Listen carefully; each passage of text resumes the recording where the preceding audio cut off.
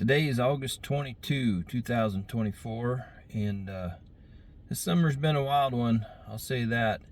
The extreme drought conditions that we've been under really since all winter, last winter, with the lack of snow. You know, it got super cold here, but we just didn't get a ton of snow. We did get good spring rains, which produced some forage, all of which by now is producing a really wild and erratic fire season. Last night, I come to you with this video with a chance to maybe give you some preparedness. Yesterday we had a dry lightning storm go through and multiple fires throughout the county. Surrounding counties got multiple fires.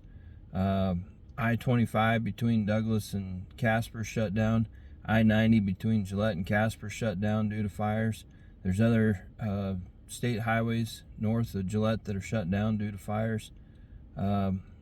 Feels a lot like wintertime with blizzards when we see road closures. But anyway, my point is this.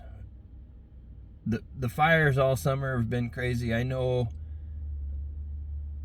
of at least, as of yesterday, 26 families or people or housing units, however you want to describe it, have been displaced by fires in the last 3 weeks. The number is going to go up today because of the fires yesterday. I don't know I haven't heard the numbers yet today so far, or read the stories on Facebook or social media yet, but I'm here to tell you that number is going to be climbing in our area. And by 10 o'clock last night, even my own house was put into an evacuation watch, or just get prepared type area, because the winds yesterday and last evening were erratic. They were stiff, and they would move a fire any direction they really wanted to. And of course, we were in the line of sight of some of these fires. And so anyway, here's what it caused me to do, and here's a good checklist for everybody to be mindful of and to be diligent of, because today's a new day. Anything's possible. The firefighters may find success and get them extinguished, or Mother Nature may have her run again, and the fire's going to do what it's going to do. So 11 o'clock last night, I made a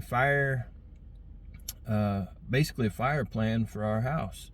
You know, what's essential that we're going to pack and take, and what isn't. And if you really itemize your stuff, a good lot of what you have probably isn't essential. You're going to miss it, and you're going to miss the memories, but it isn't something you have to take. There's really just only a few things that you really need to pack and take.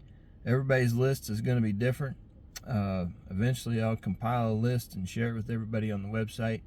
Won't be today by any means, but anyway, I made that list for my family and what it meant for us, and what our plan was going to be if the phone call come or somebody come knocking, and how we were going to exit and leave behind everything else that we would have there, all of our assets and personal property and things we've accumulated over the years. You know, what are you willing to leave at risk, and what are you willing not to let go of, is what that boils down to. What is essential to you? What can you not do without?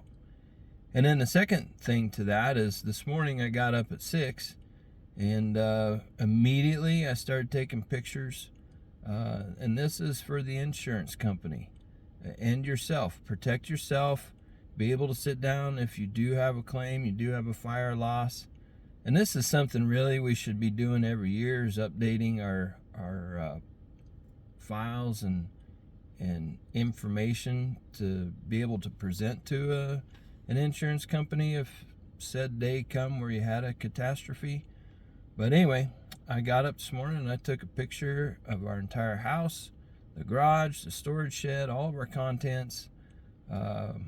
Heaven forbid something happened, but if it did, the stuff that was negotiable and we left behind, we'd be able to show it to an insurance adjuster and be able to have a civil conversation on what our true loss really was. So anyway, I feel really, really bad for everybody that's being affected by these fires, not only locally but nationally and worldwide. Fire is a catastrophe in itself, and thanks to the left-wingers or the Save the Owl people from the 1990s, or environmentalists, all you extremists, thank you for all that. Our fire seasons are much more dangerous than they ever used to be, because you all think you're saving the planet and you're really not, and you're really jeopardizing the safety of humanity. But anyway, I'll jump off that soapbox now, and hopefully this video or this information helps you kind of think about how you're going to move through motions like this if they're ever presented, and hopefully get you a little more prepared if that day should ever come. So far, like I said, we were pre-evacuation area. We're not super close to the fires yet, but like I said, today could be a new day and the winds pick up, or new lightning storm comes through, or dry lightning storm, whatever, and you just never know. So yesterday I was prepared, being fire-wise, like we had the yards mowed up, the forage is green. We don't have a lot of combustible material around the house.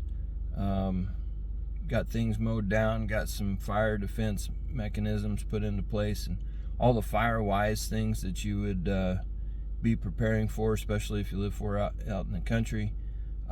So I felt good about that yesterday, but by this morning I had a new list of priority if we had to evacuate, and I have full documentation of pictures that are saved digitally, should I ever have to sit down across the table from an insurance adjuster. So anyway, hope you all the best, and see you on the next video. Talk to you later.